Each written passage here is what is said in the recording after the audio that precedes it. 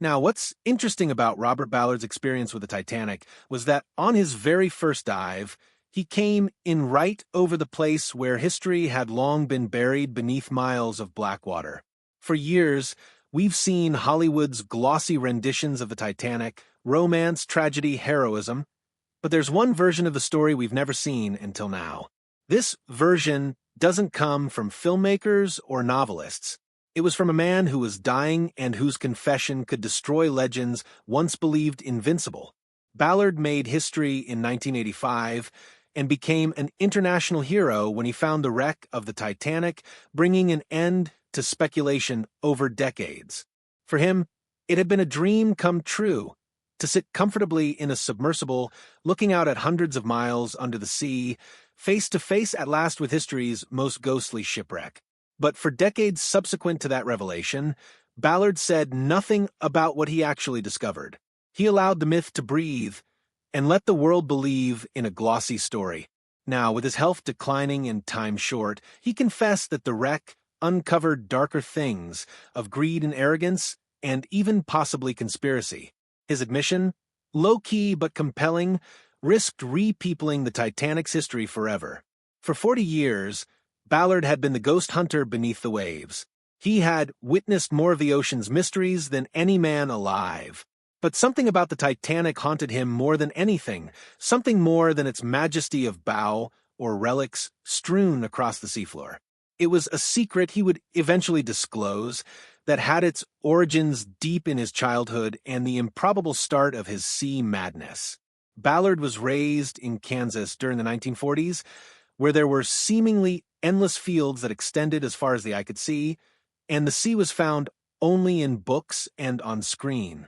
As a youth, he was enthralled by vintage science fiction films of submarines, alien worlds down below, and the human exploratory spirit. His father, a professor of geography who was fond of maps and journeys, noticed his interest and enrolled him in ocean camps on the seashores whenever he could. There, Ballard got to see actual diverse, crewed submarines and the equipment of underwater discovery, jabs that would define his fate for life. When Ballard enlisted in the United States Navy during the early 1960s, the world was enthralled by the Cold War. His colleagues were observing Soviet submarines, but Ballard's mind dived deeper. Ballard received training in sonar navigation and ocean mapping, but spent his leisure time drafting designs for unmanned vehicles that would plunge where no man could live. His concepts were visionary, mechanical probes that could survive crushing pressures miles under the sea.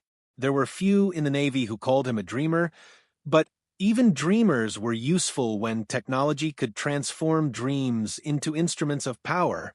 The Navy left him alone to tinker, and those early models would eventually form the template for the remote-controlled vehicles that would one day find the Titanic. By the 1970s, Ballard was at the Woods Hole Oceanographic Institution, where he started developing the first ROVs, tethered vehicles with lights and cameras that could go down into the abyss. Most thought they would never work, that they were impractical.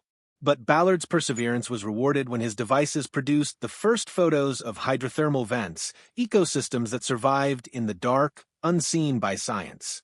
The find shocked the world and emboldened Ballard for his next great adventure, locating the Titanic. The liner's tale was already a legend. Built in 1912, the greatest ship ever constructed, declared unsinkable to run into an iceberg and go down on her first voyage, claiming more than 1,500 lives. Ballard felt that the secret of her fate remained hidden in the depths. In 1985, finally ready after years of planning, Ballard took an expedition with his new ROVs to survey the North Atlantic. Weeks of scanning elicited nothing until, on the early morning hours of September 1st, the image surfaced on his monitor, a ghostly bow above the silt. The world hailed his find, but what Ballard witnessed in that moment unsettled him. The wreck did not conform to the accepted account. It spoke another story, a story of destruction, of violence, and of deception in order to defend the mighty. For 7 decades, the globe had accepted the fact that the Titanic sank whole, disappearing beneath the waves in one unit, lights burning bright, a sad but honorable demise. That narrative came from the White Star Line itself, spread by Chairman Bruce Ismay, who had managed to escape the sinking vessel. He testified that the ship had sunk intact, a falsehood which the British and American investigations accepted. The reality that the Titanic had broken in two and scattered was hidden, and with it, the company's responsibility for defective designs, disregarded warnings, and inadequate lifeboats. It was more convenient for the public to accept fate than negligence. As Ballard and his crew observed their screens that September morning, they saw that the ship had not sunk in a single piece. The bow and stern were divided by almost half a mile, wreckage strewn between them like a line of bones. The bow rested upright, its iron ribs curled and rusted. The stern was twisted beyond description, upside down, its propellers pointing upward like claws. The Titanic had been destroying itself as it went down. The mere fact undermined the official version of history and showed that the ship's last moments were much more violent and less forgivable than the world had thought. The legend of the chivalrous sinking was reiterated no more. What was left was bedlam and machinery malfunction, a testament to human hubris brought down by its own arrogance. Ballard's cameras revealed something different, a pattern of fracture that indicated the manner in which the ship had fractured. The steel did not bend, it had broken. Rivets had burst loose, their brittle heads twisted outward, evidence of structural failure. Subsequent tests established that a high number of such rivets were constructed of substandard iron, produced hurriedly to be ready ahead of schedule. The Titanic, despite all her splendor, had been constructed using materials that shattered in icy water. The design deficiencies dismissed by the shipbuilders proved to be a death warrant for scores. For Ballard, the reality was stark. This was not merely an accident. It was a tragedy created by greed and blunder. And then came the most ghostly revelation. As the lights of the ROV swept across the ocean floor, the first thing that materialized from the darkness was not metal, but shoes. Dozens of them, in pairs, strewn upon the seabed. The leather still intact long after the bodies had rotted. A man scuffed Oxfords next to a woman's boots, a child's small shoe half hidden in silt. The scene hung a heavy silence in the control room. Ballard saw he was gazing at the final remnants of lives lost to decisions made far beyond their reach, bolted gates, half-filled lifeboats, disregarded warnings. These were not mere relics, they were proof. Among the debris was another surprise. Myth about a huge gash ripped by the iceberg was incorrect. Rather, the cameras showed tiny, narrow tears along the seams, small holes where plates had parted under stress. Water had streamed in through those openings, inundating the lower decks more rapidly than the pumps could evacuate. The Titanic had not been torn asunder by an act of God, it had been unraveled by shoddy workmanship. Ballard's crew even discovered the mangled wreckage of the wireless room. The cables were strewn about like veins along the bottom of the sea. Here, on the evening of April 14, 1912, operators Harold Bride and Jack Phillips had worked desperately to send messages for rich passengers while warnings of ice accumulated in vain. Hours prior to the collision, nearby ships, the Californian, the Athenia, and the Mesaba, had all sent emergency messages regarding ice fields. But Titanic's wireless operators, hurried and impatient, ignored them. When the Californian attempted a second time that evening, Phillips allegedly instructed them to shut up, too busy sending paid messages to bother. A minute or two later, the Titanic hit the iceberg. The wreckage spoke the story silently. Severed cables, battered instruments, shards of messages that could have saved lives. The ROVs floated over the deck, where the lifeboat cranes had stood, now snapped and rust-covered. There had never been sufficient lifeboats, not even half enough to accommodate the people on board. The Titanic's splendor had been served at the expense of safety. Her sprawling promenades were more important than the ability to rescue the wretched souls in steerage.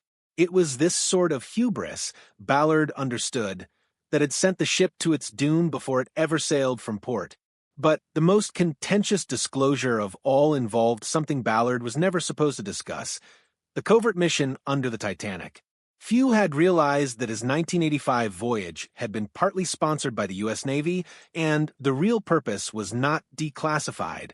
Prior to being permitted to search for the Titanic, Ballard was required to find and survey two missing nuclear submarines, the USS Thresher and USS Scorpion, both of which had been lost in the 1960s with their reactors intact.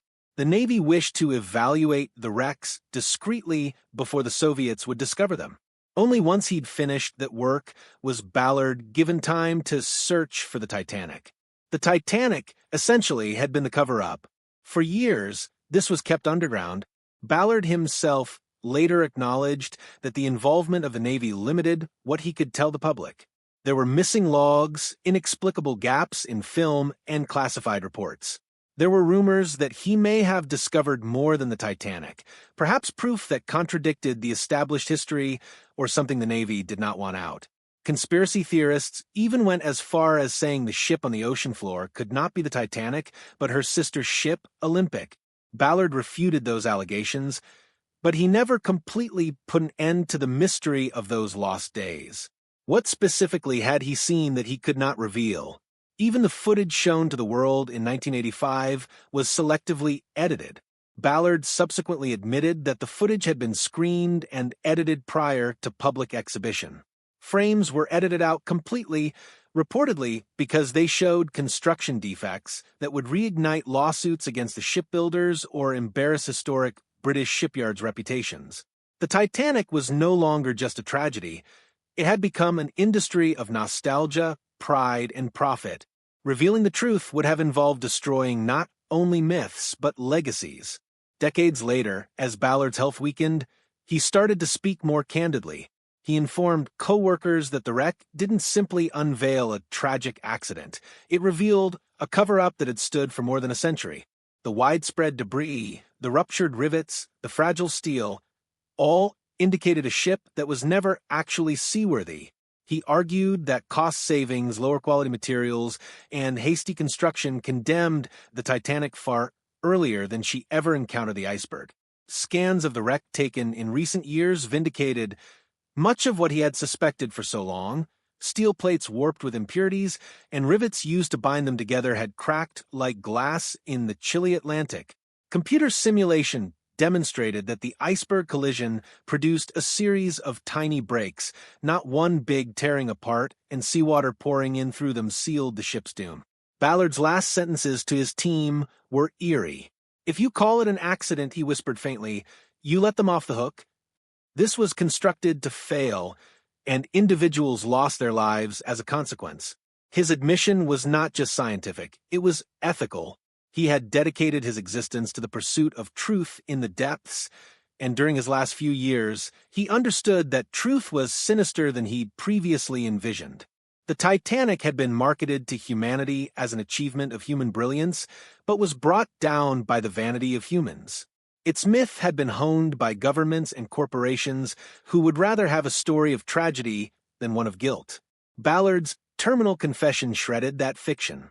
At the bottom of the North Atlantic was not merely a wrecked ship, it was a testament to the lies that power can speak. So now it is up to us. Do we face that truth or allow it to pass into memory as so many did in 1912? The Titanic's tale, once shrouded in romance and legend, has been laid bare by the wreckage left on the seabed. It is one of ambition overruled by caution, of warnings ignored, of steel too fragile to survive its own potential. And perhaps, if Robert Ballard's final words are to be believed, it tells of a cover-up that endured longer than the ship itself. The Titanic's legend will always captivate us, but beneath the waves lies the reality, a tale not of fate, but of failure. And for Ballard, that truth was the one discovery that haunted him the most.